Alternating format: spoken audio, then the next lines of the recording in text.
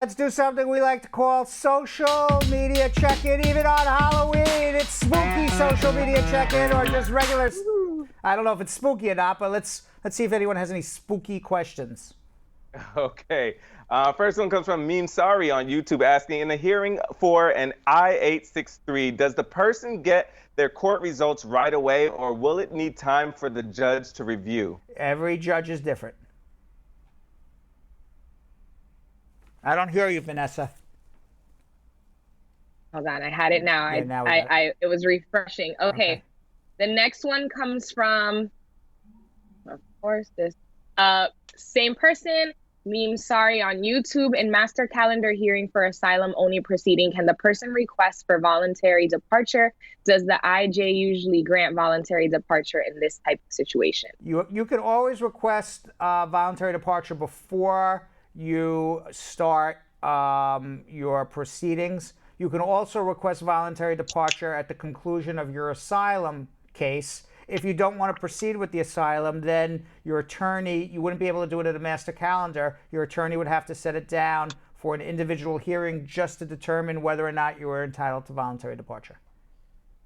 Okay, Naveen Vermahu on YouTube asks, how long is the current processing time for removal of condition cases during COVID situations? I applied in July 2020. It's going to be about 2 years.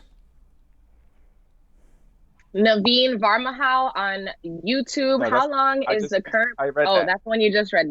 Felicia on YouTube. How long will I expect fingerprint invitation 1485 sent acknowledgement received on May 2020?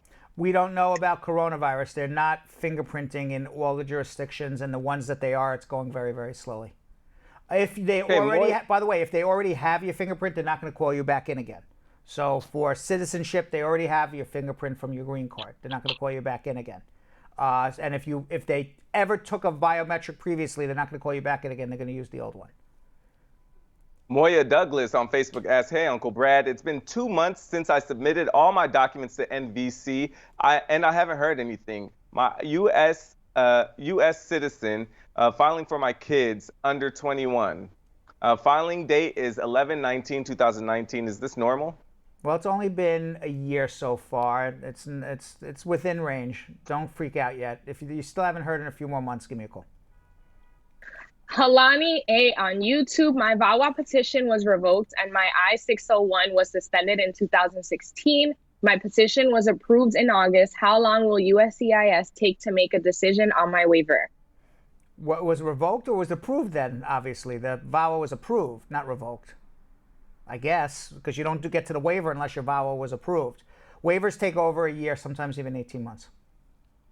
Paul Araujo on YouTube asks, hey, Brad, is congressional SR different from me or my lawyer submitting an SR on 212 and 601 waivers? A congressional SR. I guess you're just requesting a congressman or a senator to see what the status of your case is. It really doesn't matter whether your lawyer does it or whether you do it.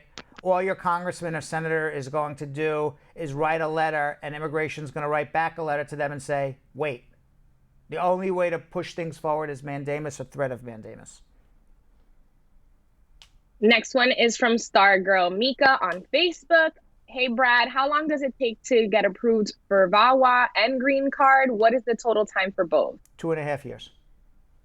Kareem on Facebook asks, I came to the U.S. in 2013 on an H-1B visa to Florida. By the end of 2014, my employer canceled my visa, so I was advised to apply for asylum, filed the asylum case 2015, and it was sent to immigration court for master hearing in a future date 2019.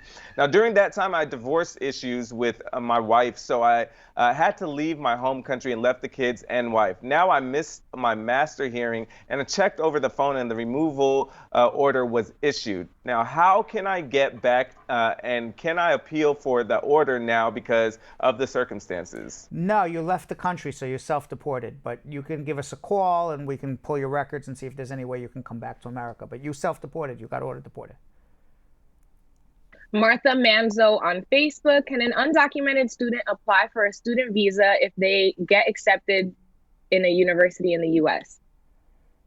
Did an undocumented apply for a student visa? No. Okay, Reshwan on Facebook asked, husband is a petitioner waiting for USCIS appeal. It took a long time. His work permit expired and license as well. Can he extend his work permit and how? How did he get his work permit? It doesn't say. It just says the husband is a petitioner waiting for USCIS appeal. So since it took a long time, his work permit and license expired. The answer is no, you can't. I guess they filed an adjustment and the case got denied and they appealed it. You're better off to withdraw the appeal, file a new adjustment, and get a work permit. Okay, this one comes from Simone on Instagram. My husband left and we're in the process of just receiving my letter for my sponsor who sent it.